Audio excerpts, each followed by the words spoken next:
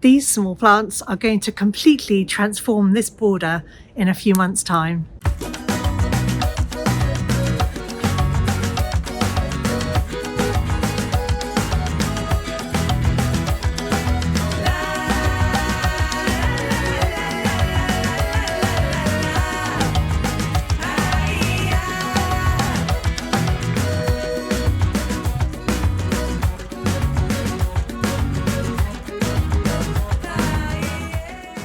It's these small little garden jobs that completely transform a flower garden, and today I'm working on the next layer. So I'm planting out the sweet rocket that I sowed in August last year. I'm going to be potting on the geraniums that I sowed in January, and I'm going to be sowing some Achillea or yarrow. So these two borders here are the new borders that we planted up last year. We still don't have the path in the middle, that's just a weed suppressing membrane, and I'm going to be popping in some of the sweet rocket here at the back of the border. Now sweet rocket copes really well with dappled shade or part shade. It's good at sort of the edge of a woodland border, and this, because of the wall here, this border will get sun only in the afternoons. So sort of from midday onwards it'll get sun, and I'm going to pop them in at the back because they actually grow quite tall. They grow to over a metre tall. This is definitely ready to be planted. There are roots coming out of the bottom, and I'm just going to pop them in the back here. I think I'm going to put 5 here in this border, and I'm going to plant them about 20 to 30 centimetres apart. I want a really nice mass of them. Then I'm going to pop some more here underneath this honeysuckle. What I didn't say was that this variety is called very, very, very pale lavender. So sweet rocket can cope really well with frost. It's bitterly cold today, and we're going to have snow at some point, I think. But sweet rocket copes really well with that. These have been hardened off in my cold frame, so they've had lots of fresh air the entire time. I keep them sort of half open. The sweet rocket need a period of cold in order to flower well. Also, you'll find sometimes that when the leaves really do get hit by frost, they turn purple. They're not dying, there's nothing wrong with them, that's just what happens. Being attacked by the climbing rose I haven't pruned yet. So I'm just going to dig a hole. You do not need to feed the sweet rocket. If you don't have any plant food, that's fine. I'm just putting a multi-purpose fertiliser in the bottom of the hole, but you definitely don't need to do that. And I guess I'm just doing it for, I'm just going to put a tiny bit, like a little sprinkle. And it's just because we feed everything when we plant it out. But really nice root systems. And I'm just going to pop it in there. Firm it down. Now, if you want to plant your sweet rocket in full sun, they like full sun as well. They don't have to go in a part shady spot.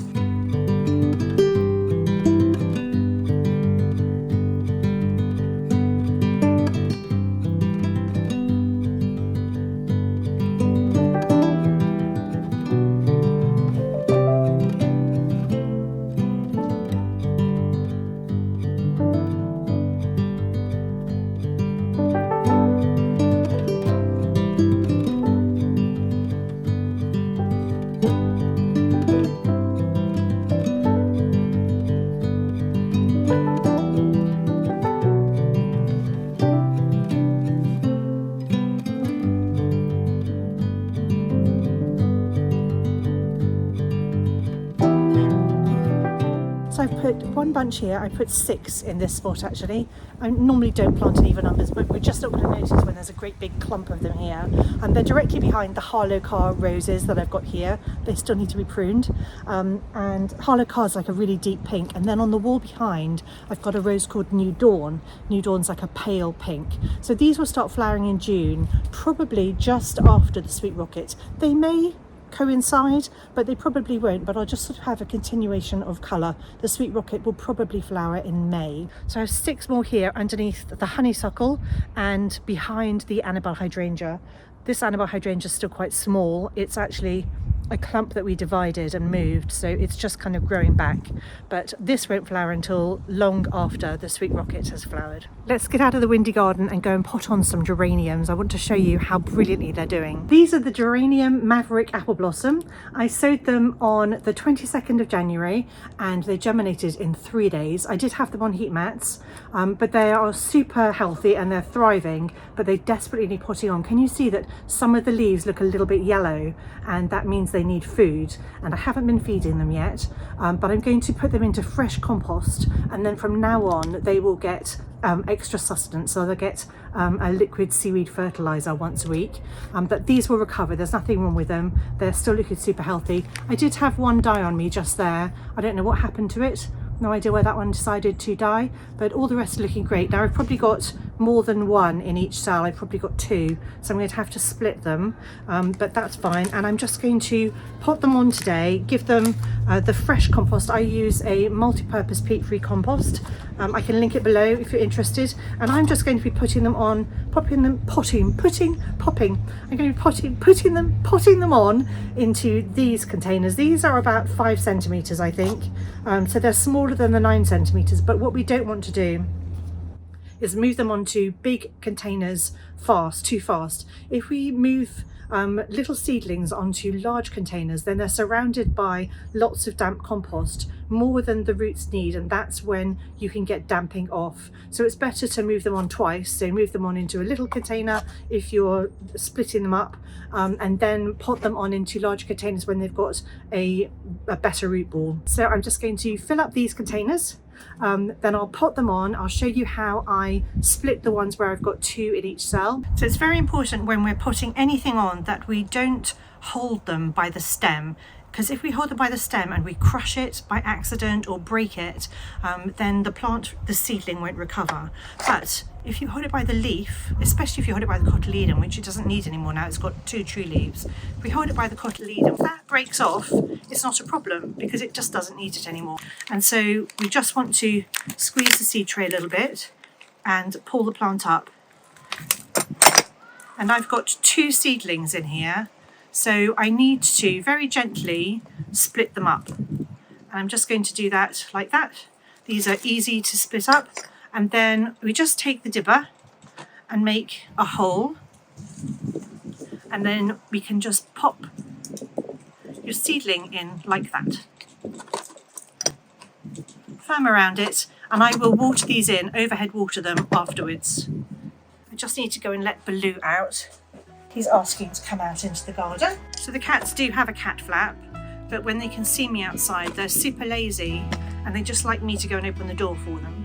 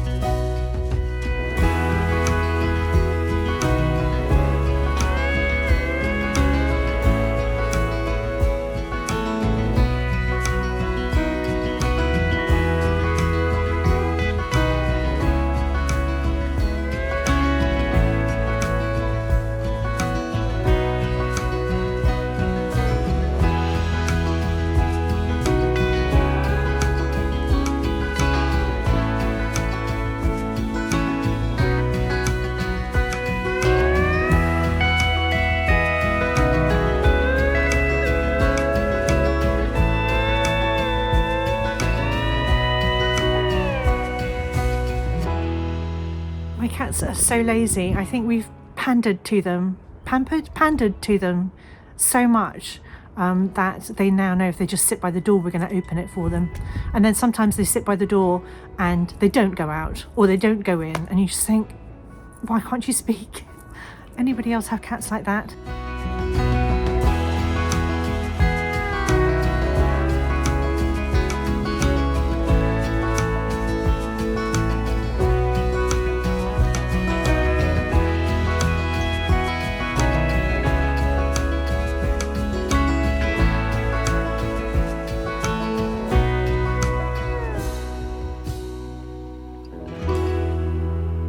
So I've managed to get 31 little seedlings. These will grow on really fast now, I should think. They're going to go back into my seed starting room, so they're going to go back into the warmth. Not on a heat mat, just somewhere warm. They are not, they're frost tender, so they can't go outside. I'm not going to put them in my mini greenhouses because I just don't think they'll do well in there. So they're going to go under the lights in my seed starting room once I've watered them in. So I'm going to overhead water this lot.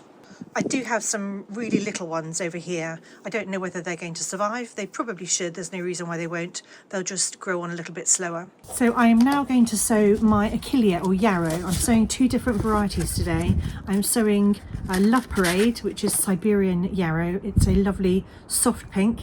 And I'm sowing Summer Berries, which is bright pink, pale pink, apricots, reds, all the shades. So I'm going to get a good combination, and I'm just sewing them into these 8-cell trays, the same ones, similar to the ones I took the geraniums out of. It's what I always use now.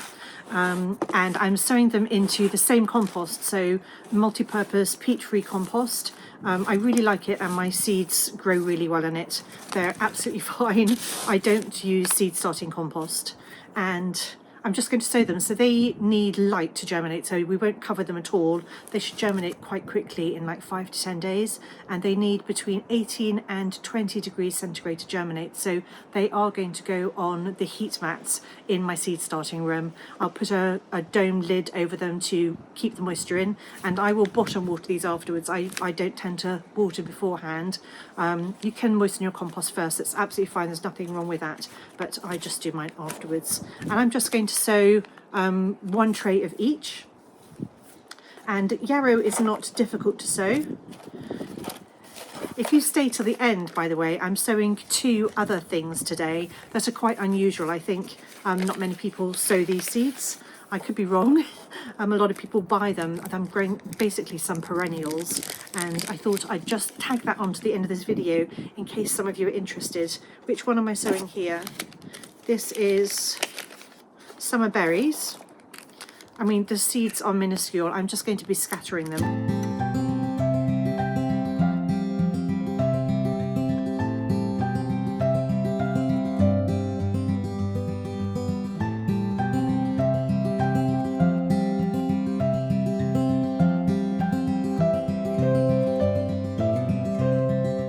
So yarrow like full sun. These are going to grow to about 60 centimetres tall, so don't bury them at the back of your border.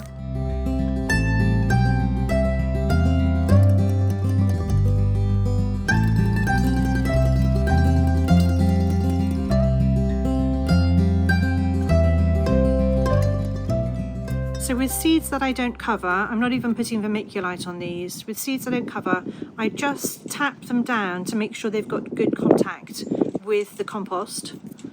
If you're doing more than one variety, make sure you haven't got seeds stuck to your finger when you move over. So this first bonus seed that I'm sowing today is called Anthericum ramosum. It's a St. Bernard's lily, and it looks a little bit like yarrow. It's got like long grassy leaves and delicate white starry shaped flowers. I thought it looked really cute and I want to try it. It grows to about 90 centimetres tall, and it shouldn't be fertilised, because if we fertilise it then it's going to encourage leaf growth, which we don't want. We want flowers. And the seeds look like this. It says to sow this indoors or in a cold frame. I'm sowing mine indoors, and you sow them 5 millimetres deep, so sort of half a centimetre deep. So I'm going to make a little hole into each of my cells, about half a centimetre deep, and then I'll cover it over. I'm just going to drop a seed into each one.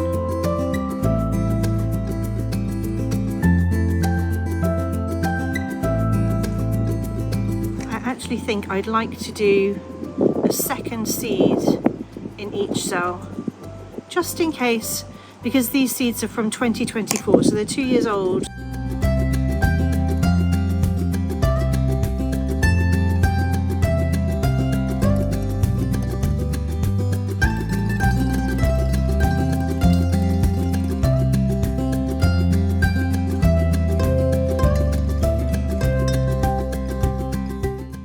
Actually, I might put these in a cold frame.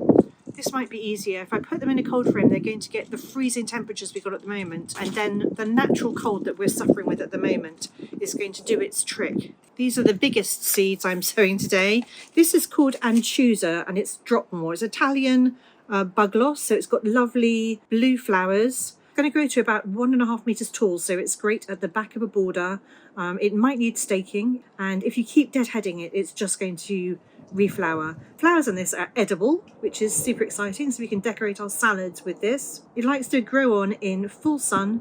It will tolerate part shade, but it hates winter wet, so don't plant it anywhere boggy or anywhere you know where your garden is going to get really wet. So we're supposed to surface sow these, and these seeds are from 2022, so I'm going to sow the whole packet in the hope that something germinates. So we're going to surface sow them and just lightly cover them. So it says to just cover the seeds but don't exclude light. So I'm going to use vermiculite on these because that will allow the light in, and they're going to need 20 degrees centigrade. So they are going in my seed starting room, and they'll take about 21 to 28 days, so 3 to 4 weeks to germinate. It always amazes me how these little jobs can turn your garden into a flowery paradise in a matter of months. You know, just taking trays of seedlings, planting them out, potting on smaller seedlings and sowing seeds, and then in a matter of months it's just this spectacular colourful mass, and I absolutely love it. Thank you so much for watching today. I really hope you've enjoyed it, and I'll see you in the next one.